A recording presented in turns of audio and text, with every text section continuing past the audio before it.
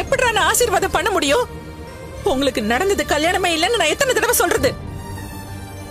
2 குடும்பமும் கூடி பேசி நாள் நட்சத்திரம் பார்த்து ஊரை கூட்டி வச்சு பெரியவங்க ஆசீர்வாதத்தோட பண்றதுதான்டா கல்யாணம்.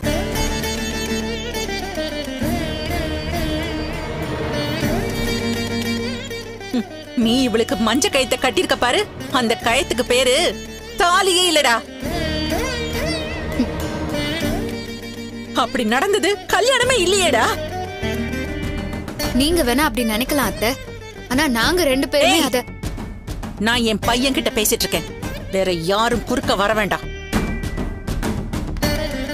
அம்மா அம்மா, நல்ல நாள் அதுவுமா ஏமா இப்படி எல்லாம் பேசுறீங்க? ஏய், வாய மூடு.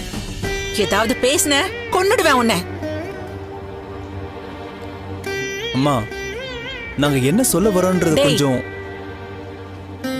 உங்க கல்யாணத்தை நான் ஏத்துக்கவே இல்லைன்னு உங்களுக்கு தெரியும்ல. 2 பேரும் ஜோடியா வந்து நிக்கிறது எனக்கு பிடிக்காதுன்னு தெரியும்லடா. உங்களை மனசார நான் ஆசீர்வாதம் பண்ண மாட்டேன்னு உங்களுக்கு நல்லா தெரியுமா இல்லையா? இதெல்லாம் உங்களுக்கு தெரிஞ்சிருந்தும் என் முன்னாடி வந்து நின்னு கால்ல விழுந்தா என்னடா அர்த்தம்? அம்மா, என்ன வெறுப்பேத்தணும், என்ன அழ வச்சு வேடிக்கை பார்க்கணும், அதானே உங்க ஆசை? டேய், ஏற்கனவே நான் ரொம்ப காயப்பட்டிருக்கேன்டா.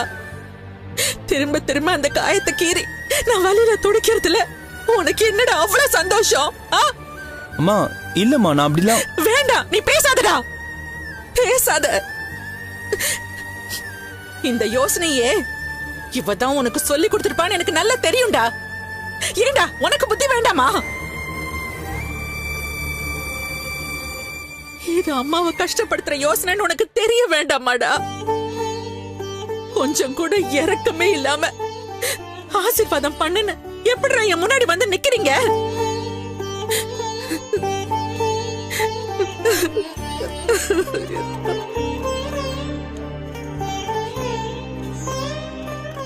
அத்தை, அழாதீங்க அத்தை, ப்ளீஸ். பாவம் அருண் மட்டும் என்ன பண்ணுவாரு? இவதான் அவரை பொம்மை மாதிரி ஆட்டி வச்சிட்டு இருக்காளே. இவ சொல்றத கேக்குறத விட்டுட்டு அவரால உங்களை பத்தி எல்லாம் யோசிக்க முடியுமா என்ன? கல்பனா, நீ ஏதோ. ஏய், என் மருமக மேல ஏன்டா கோவப்படுற? இவ சொல்றதுல என்னடா தப்பு இருக்கு? எல்லாத்துக்கும் காரணம் இவதான்டா. இவ ஏன் இப்படி எல்லாம் பண்ணிட்டு இருக்கான்னு நான் சொல்லட்டுமா?